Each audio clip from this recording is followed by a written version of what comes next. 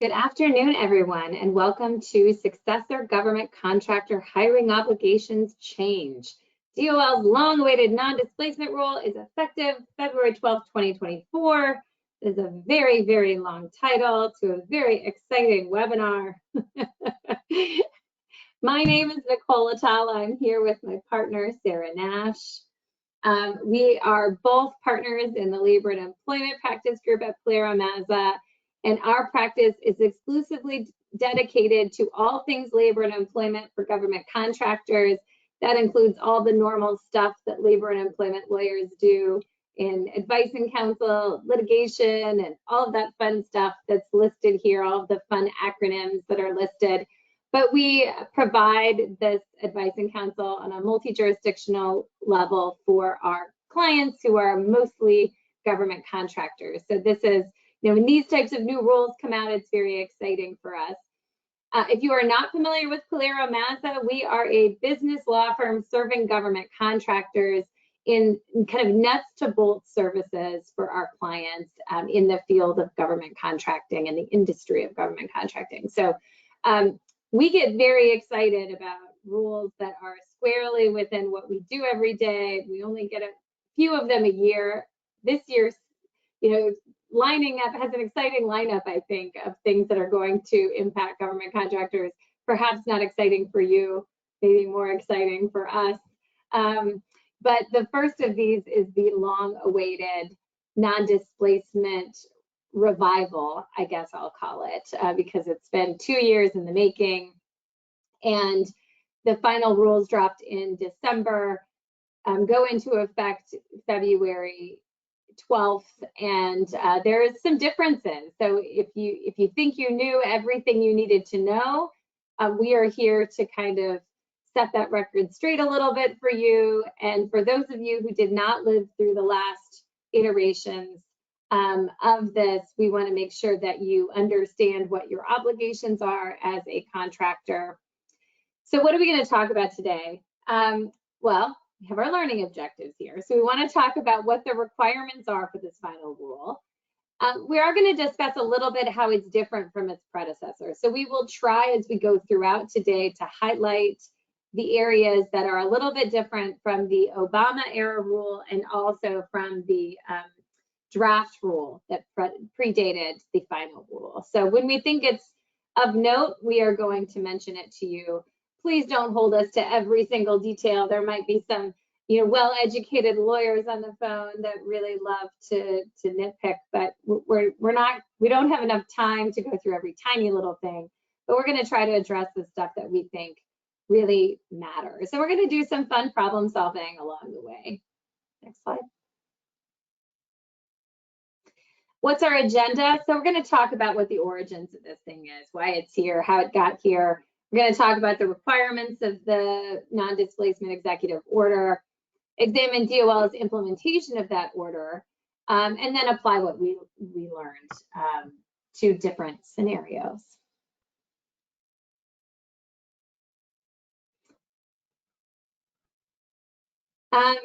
Sarah, is this one you or me? I think it's you, but okay, I can do it. No, I'll talk about it. Yeah, go ahead. I'll talk about it. It's just so you know, if you guys attended this with us last year, Sarah and I did this last year, and so we love doing these together, and you'll hear a little bit of banter between us as we go through today. So on November 18th, 2021, Biden issues this executive order for non-displacement of qualified workers under service contracts. The executive order number is 14055. This is not a new concept. You'll see down at the bottom of the slide. Predating my practice, President Clinton signed a similar executive order in 1994. And then it kind of had a resurgence under the Obama administration with Executive Order 13495 in 2009. That was implemented and then rescinded by President Trump. And so we have not seen it in a few years. We fully expected it to come back under President Biden, and it did. It's taken quite a minute or two or years to kind of get this back on the table. And it's really aimed at preventing certain successor contractors from hiring a different workforce. So a lot of my clients in the Obama years said, why do we even need this? You know, of course, you come in, you hire the predecessor workforce, it's so much easier. Why do you need it? Well, you know, you can have, apparently someone out there thinks you need it. And, you know, my gut on it is it's really a tool to keep, it's a very union friendly rule because it keeps unionized workforces generally in place. And it provides very limited circumstances under which you can, you know, decline to hire someone based on like a contracting officer's whim or, you know, any other thing that might come up. You hear a rumor, that person doesn't get a job. The federal government will tell you that it's to provide continuity in hiring across, you know, across contracts to make it kind of smooth sailing. It's not as easy though as just, you know, making an offer to a predecessor workforce. So, you know, the line is really continuity of services. There are continuity of services provisions in your contracts as well, but those are really aimed at the predecessor contractor and not at the newer contractor. This is, you'll see some predecessor obligations, but it's really aimed at the obligations of the new contractor and what their obligations are to hire. Next slide. Right, so Nichole said that this has been a long time in the making. She mentioned that originally this executive order, when it was issued back in November 2021, it took another 7 months or so for DOL to issue a proposed rule that laid out a lot of what we're looking at. There were some changes between the proposed rule and the final rule. We'll go over those. For the most part, the proposed rule was put into effect though. As with all DOL rules, they solicited a number of comments from entities out there. It was open for 1 month. They received many, many comments. And if you're curious, for those nerds who might be on the line, that's all available that you can review in the final rule. There's some fun, colorable questions that were raised that DOL either agreed with or dismissed based on their review.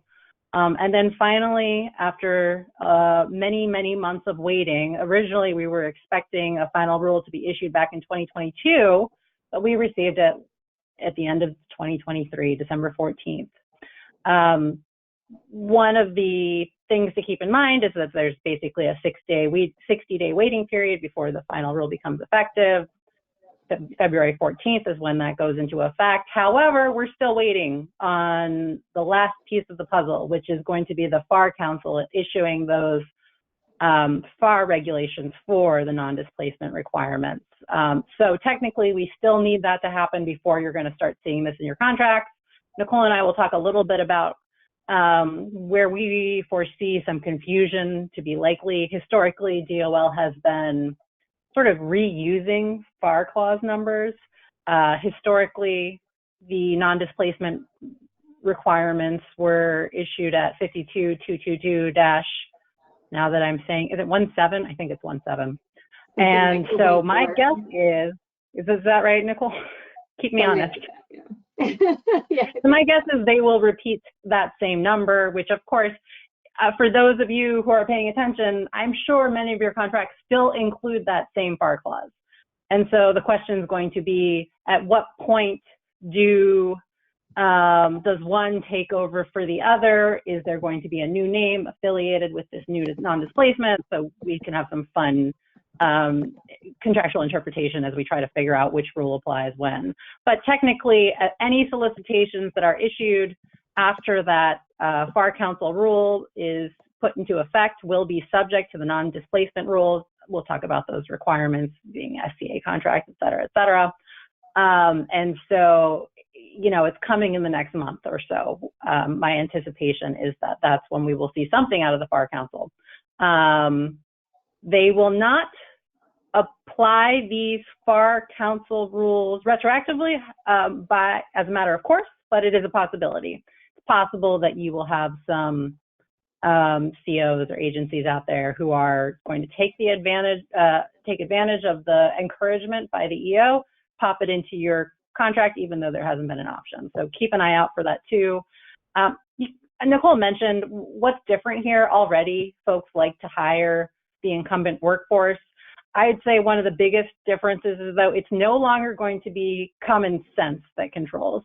We'll go over some of the requirements where those requirements could interfere with what you might think makes perfect sense for a contract. So we'll go over some of the pitfalls that you might run into as you're doing it. We received one question whether the rule is only applicable to contractor staff subject to wage determinations.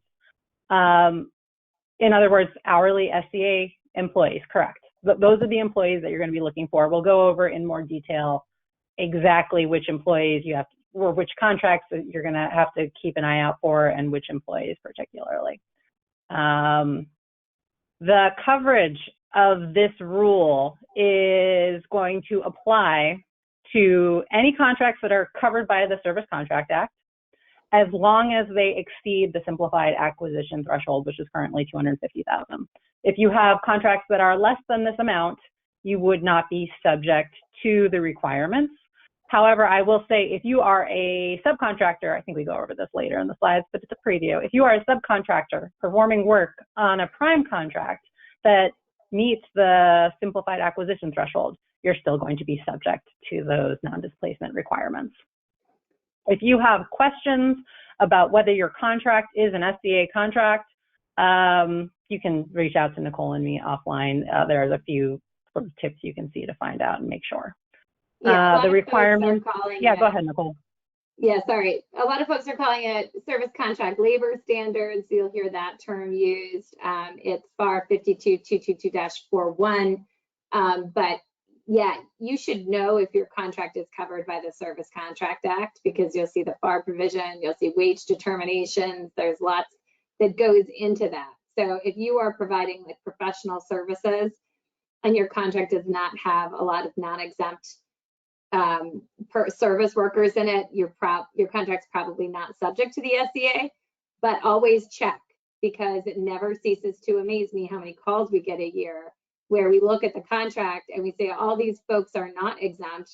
They are non-exempt hourly workers, and your contract has the SCA in it, or you have a contract subject to a GSA schedule which has the SCA in it.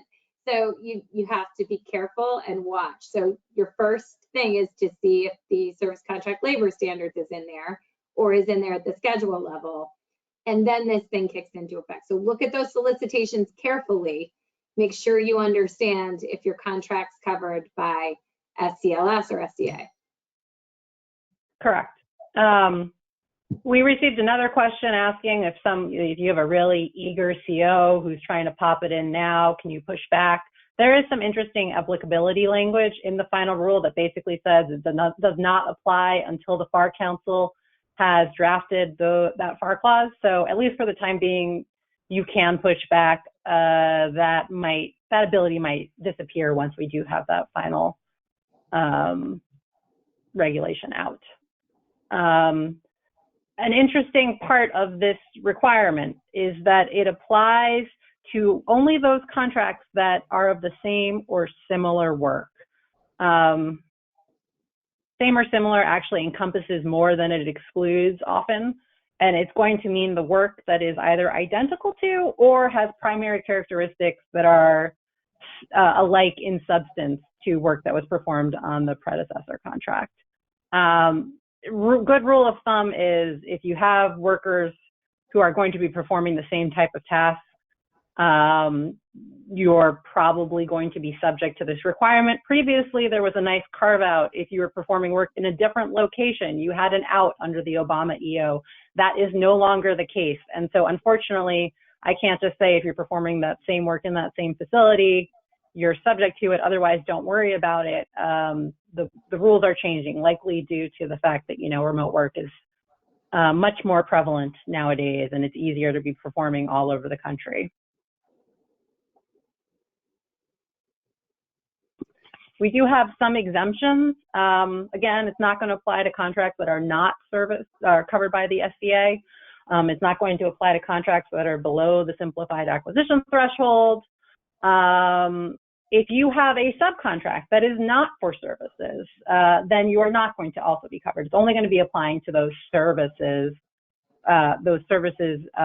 performance works. And we had a question whether it's only applying to the hourly workers or if it also applies to those exempt non-hourly employees. It's really just going to be your hourly folks. Those SCA employees who are specifically subject to the wage determination, those are the ones you want to keep an eye out for. Obviously, you want to make sure that you've got your classifications right to make sure that your folks are properly classified, but assuming that you've got them in the right category, it's only going to be those hourly individuals. There are some exceptions we'll go over later in the slides for how agencies can request basically an exemption for the requirements. There's a little bit more involved than previously.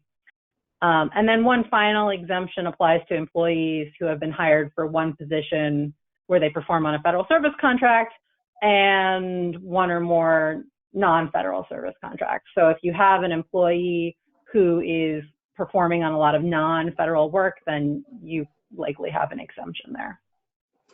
Right. It's funny though, because think about like you hire a maintenance worker that goes between various federal contracts and then also does commercial work or something, that person might follow under that exemption. You should also be aware that there are a lot of what lawyers like to call rebuttable presumptions in these exemptions that we're talking about today. So when we're talking about this concept of this is only going to apply to the hourly service, and we call them service employees, hourly employees working on a service contract are usually referred to as service employees.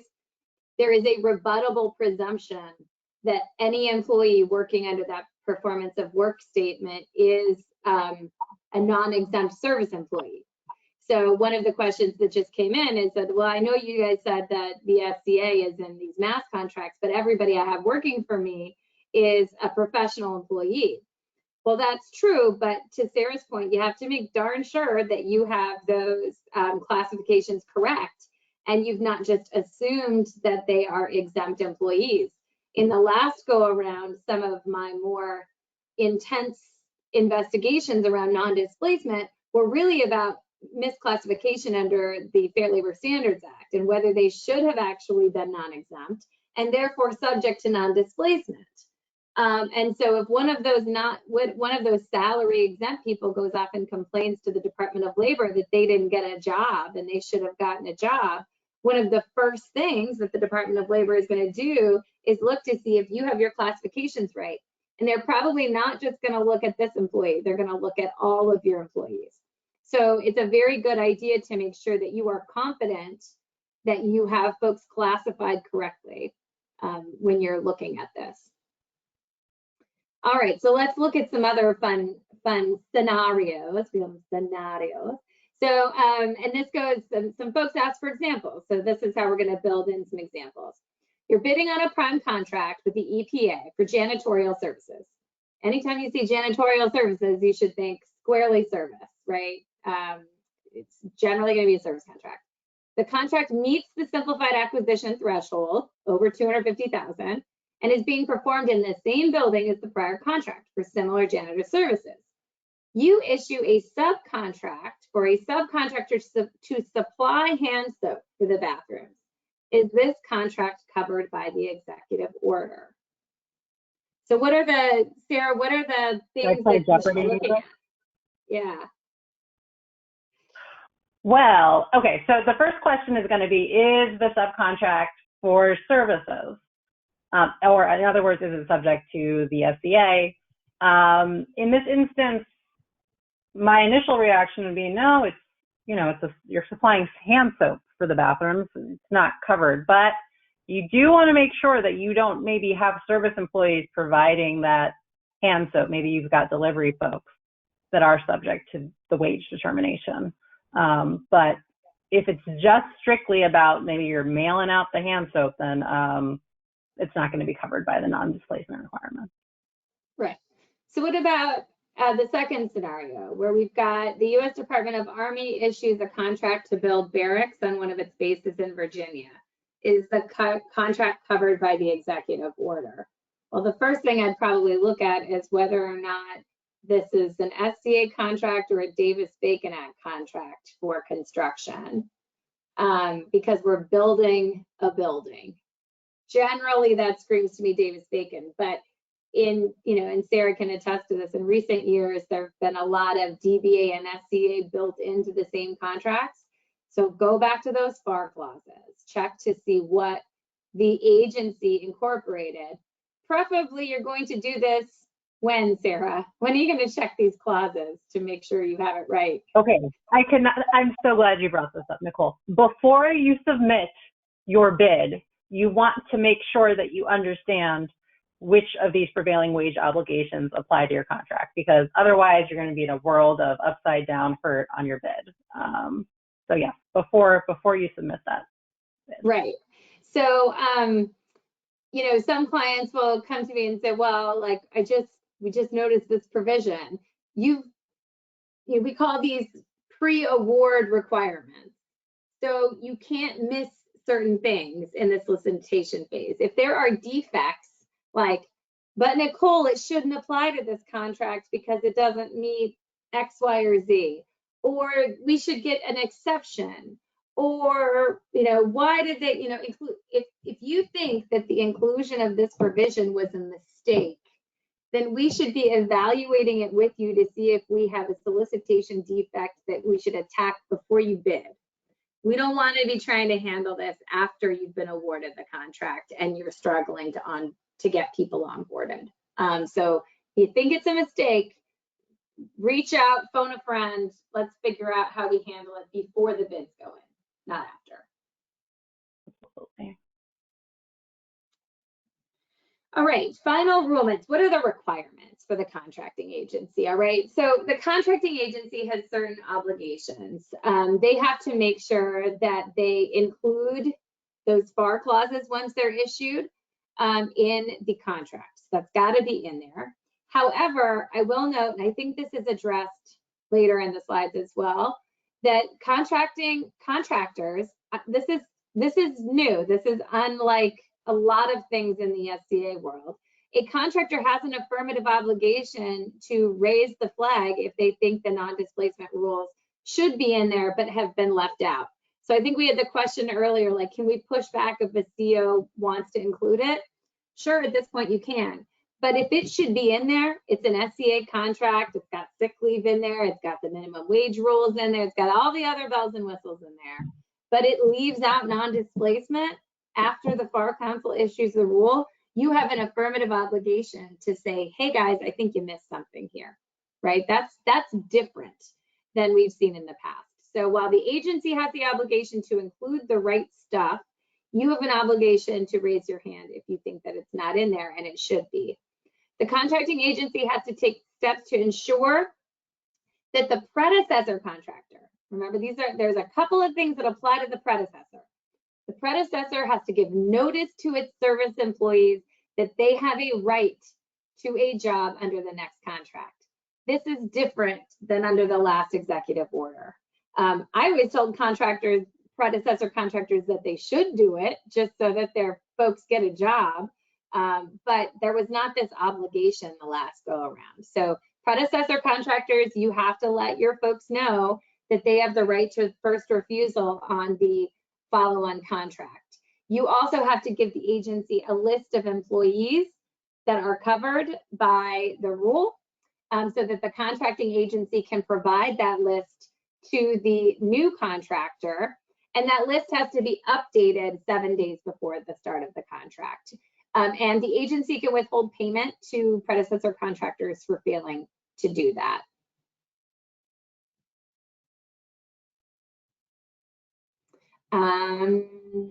Okay, so the other things that the agencies have to do is make sure, this goes back to this locality issue that Sarah was talking about.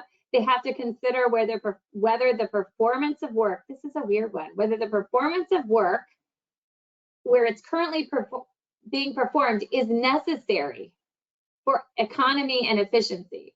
So before, it was just like, if it's not in the same place, you don't include it. Now, they can affirmatively tell you that you have to perform it in the same place as the predecessor contractor performed the work, right? Because you think about it this way. I have some clients that run call centers, right? Part of the competitive advantage is where they put their call center, because that determines like what wage determinations they have to use, how much they have to pay their people, etc. if the predecessor contract was being performed in LA, let's say, those are going to be higher wages than in Missouri. But the contracting officer could say, wait a second, all those, what are the chances that those folks in LA are going to take jobs to move to Missouri, right? But the contracting officer could make the decision that for some reason, because of economies and efficiencies, that those services have to keep being performed in LA. They need to tell you that up front, though. So those are the quirky little things you should be watching for in your solicitation. Don't just assume that you can perform anywhere. There might be a requirement that you hire people in LA, not in Missouri, and that would be a huge price shift for you. The contracting officer must also report complaint information within 15 days once they get information from the DOL's wage and hour division.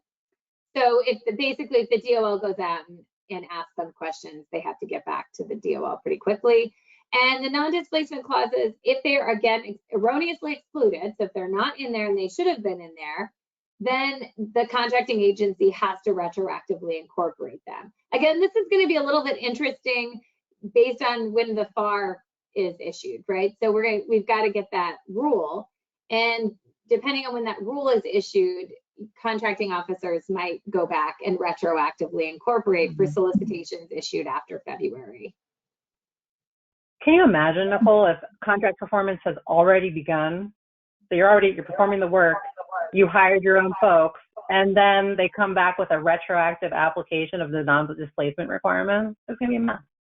Yeah, I mean, I would hope that some of them would see the efficiency issues there, that you're going to replace your workforce. Now, it's possible that quite a few folks are the same, but it's also quite possible that that it just didn't happen that way for whatever reason. Right. All right. So what else do they have to do? So they can wait, as Sarah mentioned this earlier, contracting officers under some very limited circumstances can waive the application of this rule. They have to do so just very limited circumstances, and they have to actually provide written support for these justifications. And we all know how much contracting officers love to hoist extra work on themselves.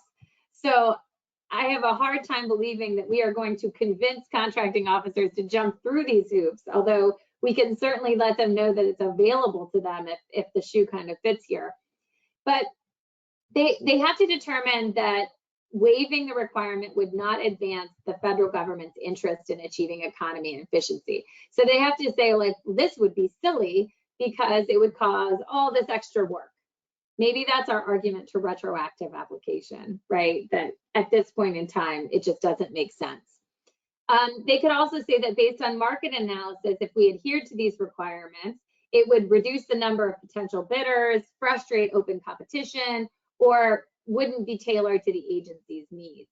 I think that would be based on particular contract requirements that, you know, maybe require new workforces come in, or that the work be performed in other places. That could be a market analysis justification. Going back to the call center in LA, right? That it would possibly reduce the number of bidders if we made the work stay in LA or something like that. Or adhering to the requirements of the order would be inconsistent with other statutes or regulations, executive orders, etc. And again, they're going to have to provide written justification for this and substantiate, you know, their reasons for waiving the application. Next slide. Okay, now we get to some of the requirements for federal contractors. There have been a number of questions that have come in, so let me just scroll through to make sure that we get to some people, just if we're on the same topic. One question is whether this will have an impact on the solicitation requirements for submitting resumes. In my experience, most of the resume requirements are not going to apply to your SCA folks, although there are maybe some exceptions where you have some more unique skill sets that are being provided. It should not change those requirements, other than the fact that you're technically going to need to make an offer to those folks who are on the ground. I suppose if you can't get their permission to use their resume, you might run into a snafu, but I don't know. What do you think, Nichole? Yeah, I mean, I'm with you. Usually you're going to submit resumes for like project managers, maybe leads, things like that. And those folks likely fit into exemptions under, you know, executive exemptions. But and I think this goes to also another question.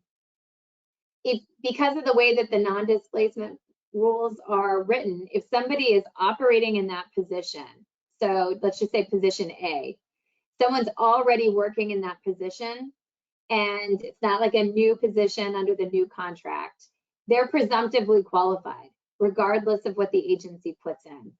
So they've been performing that work, they've been doing the work, they haven't been terminated for just cause. We have no evidence that they would have otherwise been terminated for just cause, which we'll get to that standard here in a minute. They are presumptively qualified if they've been working on that contract in the month prior to the award. So those are questions that you should definitely ask the agency, but most of these folks you won't be getting resumes for. You know, they would be service personnel. Rolled over. We've received this question a couple of times, and it dovetails really nicely with what the next few slides are about. But there is no requirement to offer these folks the same pay that they were previously receiving from the incumbent employer. You do have an obligation to comply with any SCA wage determination requirements or minimum wage requirements, but other than that, you can pay them really what you like. You don't even have to keep them in the same job position. As long as you move them to another position for which they're qualified, that is sufficient. But yeah, this is strictly with respect to a right of first refusal, and that offer that you make does not have to be on the same terms. I will caveat that sometimes you run into union issues in these areas, but technically, even if employees are represented by a labor union, you don't have an obligation to offer them the same pay that they were receiving, other than the fact that they are subject to an SCA CBA, which means that you have to pay whatever the wage determination requires, which in that instance is the collective bargaining agreement. So the next few slides go into probably what everybody's sort of really curious about, is what obligations you have as a federal contractor. And when you break it down, really the obligation is that you have to make a good faith written offer to covered employees, those SCA folks, for right of first refusal for employment in a position for which they are qualified. And that's the requirement. I do add that written has not always been a piece of this. Nichole and I were just talking about this prior to the webinar, and that DOL slipped that in as part of the final rules. The proposed rules did not require that the offer be written. You just had to make an oral offer, although as attorneys, we are ecstatic to see it in there, I guess, just because that's really that's the best way to make sure that everybody's on the same page. There's no dispute they received an offer. The offer has to be open, or at least you have to give the employee at least 10 business days to consider that offer. Some of you on the contract performance side might be like clutching your pearls right now, wondering how on earth you can give an offer. Let's say you learned about your award on a Friday, you start performance on a Monday. You got to do what you can to get those people to accept the offer, because technically if they don't accept it and they don't reject it, you can't fill that position with someone else unless and until you hit that 10-day requirement. So you got to be really aware of that timing requirement. I think that's one of the biggest issues that we're going to see with non-displacement, just juggling those days, and there's really no way around it other than, you know, saying someone isn't qualified, which is kind of a different set of criteria. You can have screening processes in place. For example, you might have a drug testing policy, or you might have a background check. But if you're going to use that to screen out incumbents, you have to make sure that it's specifically provided for in the contract or by the contracting agency. You can't just come up with a new requirement, oh, we want everyone to be college graduates, and apply that to the contract unless, of course, it's required by the specific qualification. Yeah. So Sarah, what about the Drug-Free Workplace Act? So isn't the Drug-Free Workplace Act in the contract? So I drug test people and they get screened out because they're all smoking pot on the weekends. Like, I can get rid of them all, right? So I'm so glad. And you know how much I love talking about the Drug-Free Workplace Act, Nichole. But okay, so fun fact for all you listeners out there. Turns out the Drug-Free Workplace Act does not require drug testing, or at least pre-employment drug testing.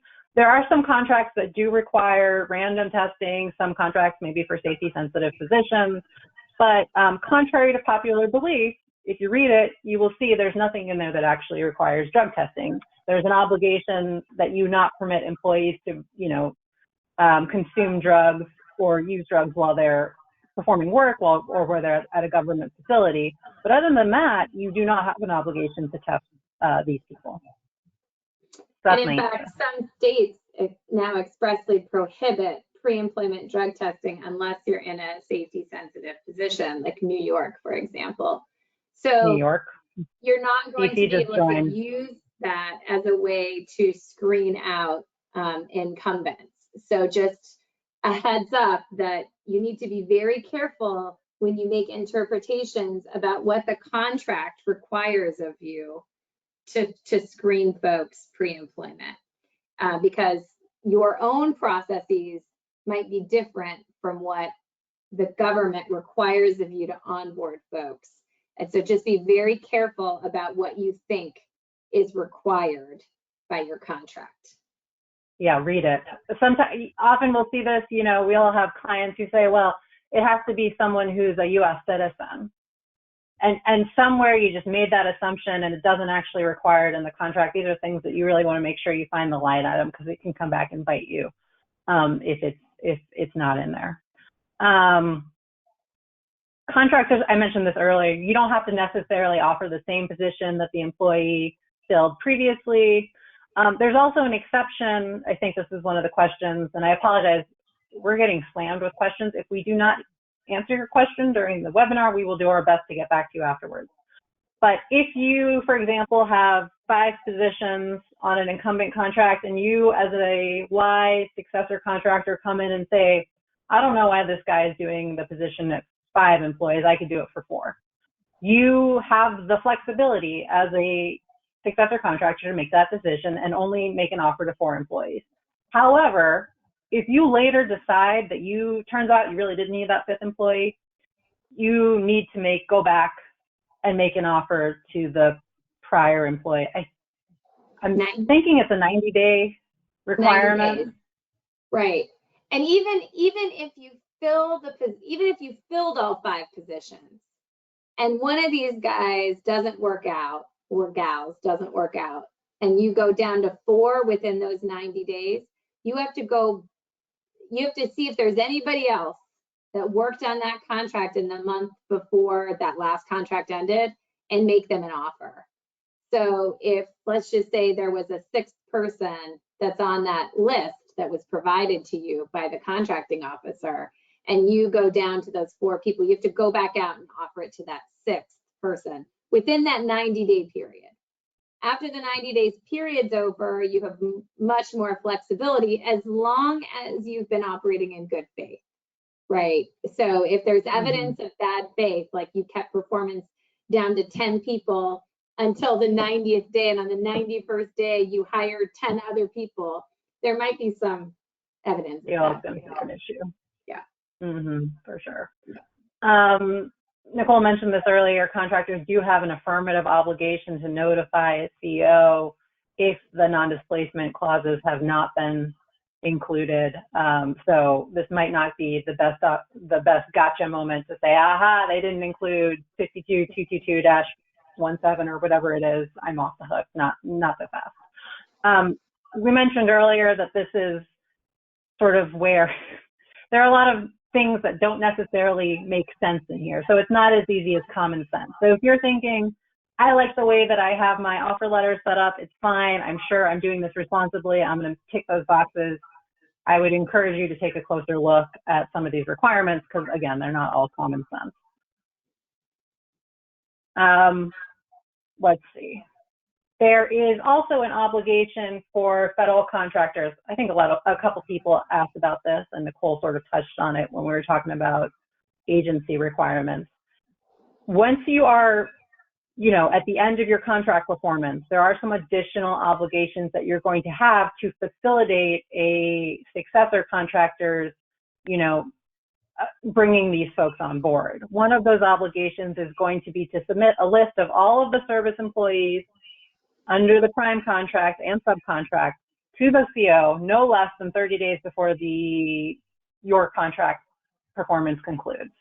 So before 30 days, at least before you're done performing the work, you will have needed to provide this list. It's not going to just be your employees, it's going to be subcontractor employees as well, to the extent that they are SEA employees. One new obligation is that in addition to providing this list of employees with their anniversary dates, you now have to provide a mailing address. That was not even in the proposed rule, that was added in the final rule. You also have an obligation, if you know it, to provide email addresses and phone numbers. So it's important that you get that over at least 30 days before the end of performance. If there are changes in the last 30 days of performance, you have an obligation to provide an updated list no less than 10 business days before completion of the contract. If you remember those dates that Nichole talked about on the contracting officer's list of obligations, I think it's 21 days and 7 days. You can see how those sort of correspond to these days here. So 30 days, contractor provides the list to the CO, then they in turn, at least 21 days before the end of performance, will turn it over to the successor contractor, same with the 10 business days and the 7 business days. There's also an obligation to provide a written notice to service employees of their rights under a successor contract. The notice has to be posted in a conspicuous location at the work site or given to employees individually.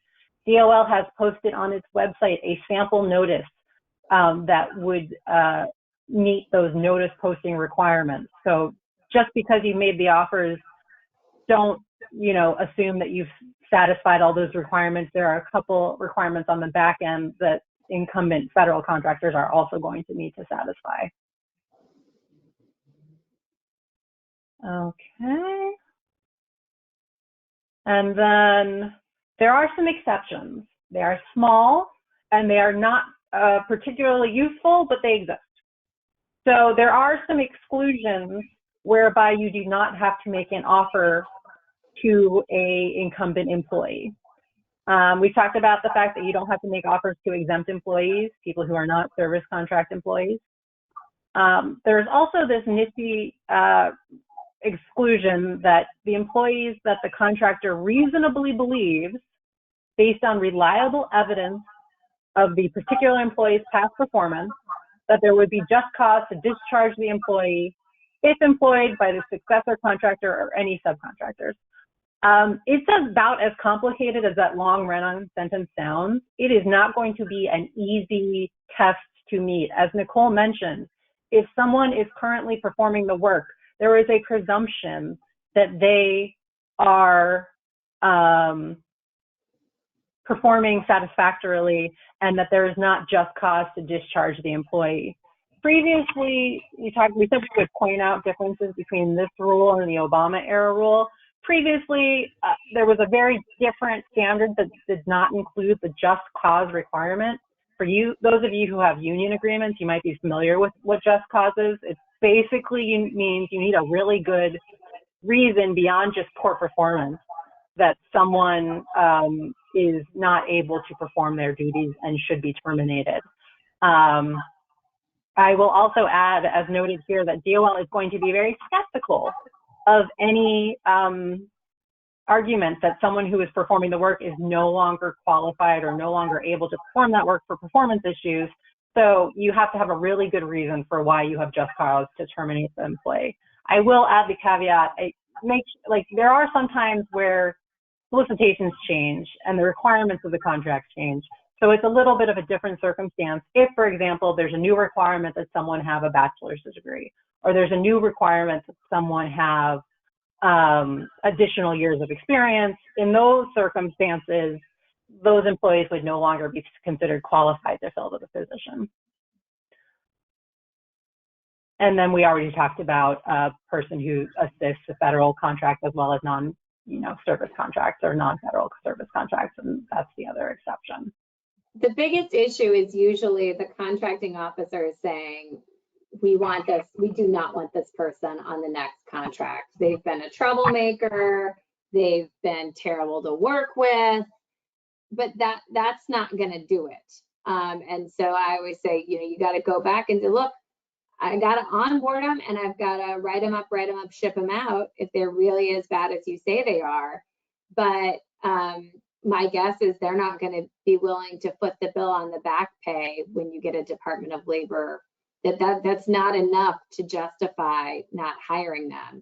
And how you get that information, how you would even establish, frankly, that you would have just cause to terminate someone under the current contract would be very difficult to prove unless they do something, at onboarding or on the way out the door that we can substantiate and justify. That would be terrible. The just cause standard is very high, and it's kind of what we call a legal term of art, right? It's not like, yeah, anybody would fire that guy for calling me a what.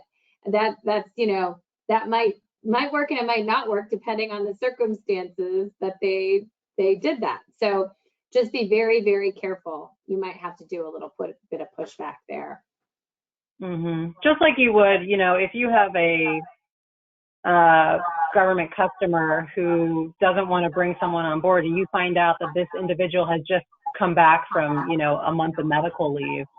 In that circumstance, you're going to want to make sure that you push back on the government and say, hey, this might not be the best idea. We have concerns about the Americans with Disabilities Act and retaliation claims. Do the same thing here. And Nichole, I think I inadvertently stole one of your slides on the good faith author. So you're doing such a great job. So, I was just on a roll. We can kind of scoot past this one. I think we've done a lot of this. I do want to get to a couple of questions while we have a second, though. You could fill the positions with temporary positions if you really needed to. Like if it's a Friday, Monday situation, there, you could temporarily backfill. What normally happens, though, is that folks get onboarded pretty darn quickly. I had very few situations in the last go around of this where employees intentionally took their full 10 days so that they could get a little bit of a break before starting. I know contractors were very concerned about that. I had very few situations where that happened. It is important. The regulations say at least 10 days. It is very important that you put the end date of that offer on that offer letter. Because if you don't, that offer is still outstanding until you rescind it, right? So it's very good to put in those written offers that you have. If it's the 10th, you have until the 20th or 21st, whatever, once you count out your days and when it goes out the door, et cetera. Make sure you give them those 10 days.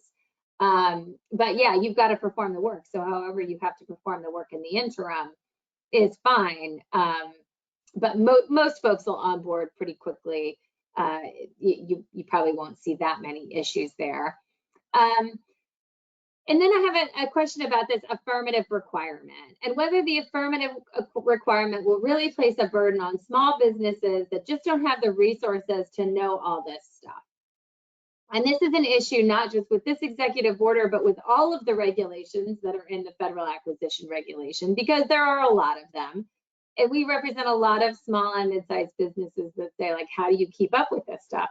And unfortunately, there's no exception for small contractors and resources to get up to speed on this. You are presumed to know the regulations. It's just like when you tell your teenager that they can't speed and they've got to know all of the traffic laws, and they say, well, I'm just a mere teenager. How was I supposed to know you have to yield, Mom, before I slammed into that guy? It's just the law presumes you know it, no matter how complicated it is. And that's just one of those situations. it's always a see something, say something, right? I always tell clients, especially smaller to mid-sized clients of ours, don't try to do a gotcha because it's going to cause you more headache down the road. Just address it up front. So this is one of those things that you want to know what that obligation is going in. So if you don't see it in there, you know, use that Q&A, use the pre-award process to kind of raise a red flag and see if they are exercising some sort of waiver or exemption. If the government client asks the new contractor not to retain the incumbent, that is exactly the example I was just talking about. You have to push back. You have a legal obligation to make that offer. And you know, you're just gonna have to work with that. They should have gotten rid of them during the last contract. You know, they shouldn't rely on you not to hire somebody and put the risk on you. They are not going to pay for those back wages if you don't make that offer. And then we are not required to offer what the previous contractor paid. We are only required to offer the job. That's correct. Again, you have wage determination. You have minimum wages for service employees. You have state and minimum wage laws. So make sure that you are paying the minimums of what you have to pay, but you are not required to meet the wage and benefits of the last contractor. All right, let's move on. Okay. And we already talked about the exception for staffing level. Right. Yeah. Sorry, folks. So subcontractor requirements flow down these things, right? And take a look at your subcontracts. So this is a point in time where you can flow down the clause itself. And by flowing down the clauses, you are going to flow down the requirements. But you also might want to make sure that you have the right to get, say, lists of employees from those subcontractors a little bit earlier than the regulation requires, because the subcontractor usually doesn't have the right to send stuff to the client directly, right? So you're going to want to build in a little bit of extra time for you to get their list and for you to combine it with your list and pass it on to the government. So it's a good time to look at those subcontracts and make sure that you have the right to reasonably request those lists prior to that 30-day notice requirement to the contracting officer. So don't just flow it down and not think about what you might need to modify in your subcontracts to make this work. You are responsible for the compliance of those subcontractors and lower tier subcontractors. So you got to make sure that they are, you know, you don't have to have your thumbprints on everything they do, but they need to have this flowed down and make sure that they kind of at least know that it exists and they know what they're doing there. Yeah. Next slide. All right, so let's talk about a couple of these scenarios. We always run out of time, so I want to go through these quickly. So a successor contractor has a covered contract. You've determined that the staffing levels are excessive. You cut the staffing levels by 10%. You extend the good faith offer to the predecessor employees. These are accepted. After 45 days, 2 of the employees retire. What are your obligations under the final rule? Again, go back and see if there are folks that were on that list or that presented evidence that they were employed 30 days on the last contract, the last 30 days, and offer those positions to someone who was not offered a position the first time around. You've got that obligation for 90 days.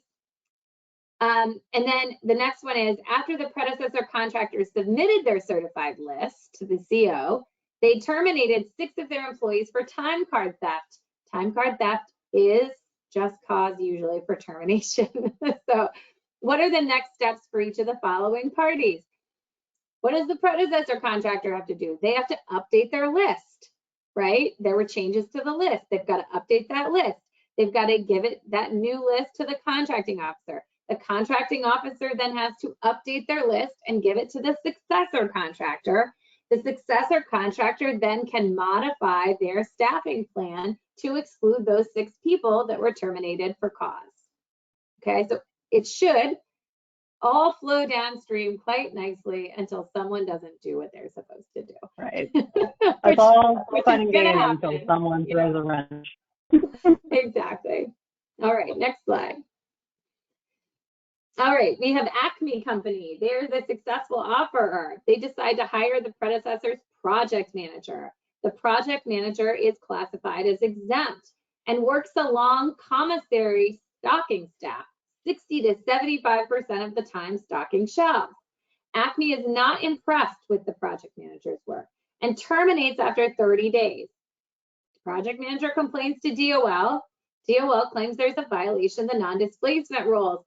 What went wrong here, Sarah? So many things went wrong.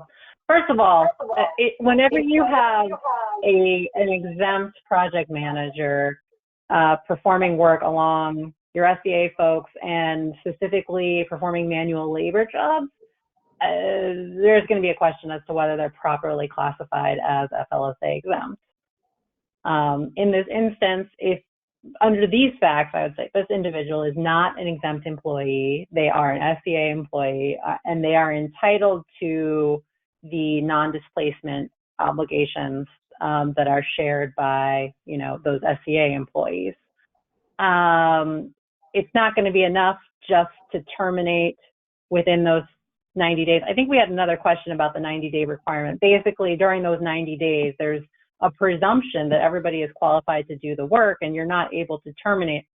I don't think I'm wrong here, right, Nichole? You're not able to terminate for those first 90 days unless you have just cause to do so.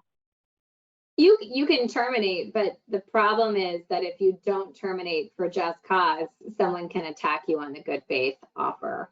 So it's I don't know that it expressly says that you can't terminate without just cause, but you have good faith issues, I think, if you just kind of start taking people out after day 7. Yeah, so they're going to start wondering. Yeah. Right. You have this 90-day period after the start of performance where you have to be very careful about terminations and also who you're going to make offers to if you terminate, and whether there are any incumbents that are left that you didn't make offers to before that you now need to go back and make offers to. Yeah, absolutely. Yeah, so you just want to make sure folks are classified correctly. And I did have a quick question on one of the scenarios, which is, what if the offer letters were already sent to those 6 people under the last example? You could rescind them, right? I mean, time card theft is a big deal. And presumably the CO could give you some details there if needed, but I think you could, in that case, pretty safely rescind those offers. All right, let's go to the next slide. Record keeping requirements. So keep records of your written offers of employment. I know we mentioned oral offers on this slide, but I think this is kind of an error of ours because the other rule said you could use oral offers. Ignore that.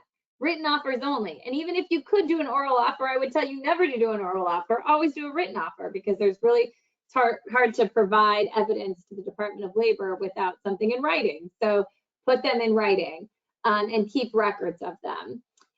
Document reasons for exclusion. So if for some reason you decide not to extend an offer to someone on that list, make sure you record why and under what specific exemption you make that exception. And make sure you preserve records of any retroactive payment of wages under any assessment made by the Department of Labor. So, if you end up having to go back and back pay somebody because you didn't make them an offer and you should have, you got to keep records of that. Okay, next slide. And then remedies and sanctions. The biggest one is the back pay. I mean, suspension and debarment is always on the table with these things. Unless you are really intentionally trying to circumvent that, you're probably not, we can probably get you out of that unless you're being a real bad actor and you don't respond to DOL. Always respond to DOL. They hate it when you ghost them. A contracting agency can withhold your funds on a contract if they think that you have not made offers and you owe back pay. They can issue a withholding letter. They can, if the predecessor employee, if you fail to do your job in providing the lists and providing notices to employees, they can withhold payment from you in that respect as well. But usually the biggest one is that back wage payment. So they can require you to displace somebody that you hired. They can say, like, I know you hired person B, you should have hired person A. You've got to now hire person A, and you've got to back pay them for any wages and benefits they lost as a result of your failure to make an offer. So we never want to be in that position. All right. For sure. Sarah, you want to do this one? Yeah, let's just, I mean, we've gone over a lot of this, but this was like a closing out the hour. I know we're at the 3 o'clock mark. Apologies for keeping folks a little bit longer. What are the key issues to watch for over the next few months? And as this non-displacement requirement is being rolled out, number one, for those folks who have been in the game for longer than the last 4 years or so, make sure that you're not just going off of memory for those Obama EO requirements. There are some new changes, the written offer, the just cause requirements, the location issue is different. So make sure that you are actually following through with what those new requirements are and not just operating on autopilot. Another issue is going to be making sure that you classify those employees correctly.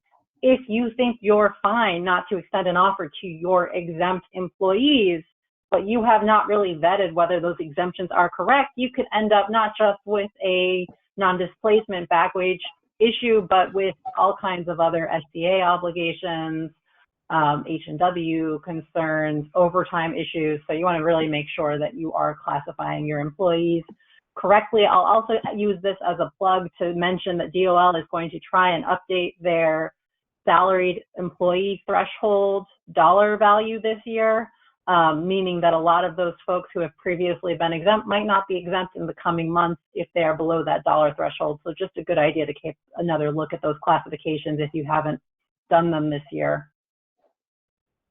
Someone just asked if independent contractors are covered by this. So technically under the SCA, independent contractors who are performing those service duties are considered SCA employees. So you would have an obligation to bring them on board as well. To throw just some panic into the room, but you know, hopefully there aren't going to be a lot of instances where you have independent contractors performing those SCA jobs.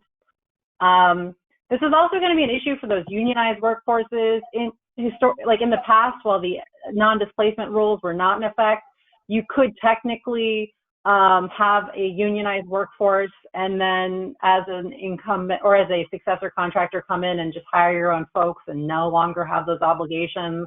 There were some complications with the National Labor Relations Act requirements, but you no longer really have that option once these non-displacement rules go into effect. You're going to have to hire the majority of that unit, therefore, you know, subjecting you to those bargaining obligations on a go-forward basis. Another thing to keep in mind is that, as Nichole mentioned, it's going to be really hard to meet that just cause requirement if someone was employed by the incumbent contractor. And so this is just going to be a whole new sort of can of worms as we look at this non-displacement requirement. And chances are you're going to need to bring on the folks. It's going to be really hard to meet that just cause standard. And then we talked about some of the other considerations, just location and making sure that you've got that offer open for those 10 business days. Previously under the Obama administration, it was calendar days. And so it really, you got to make sure that you're meeting those daily requirements and meeting the written obligations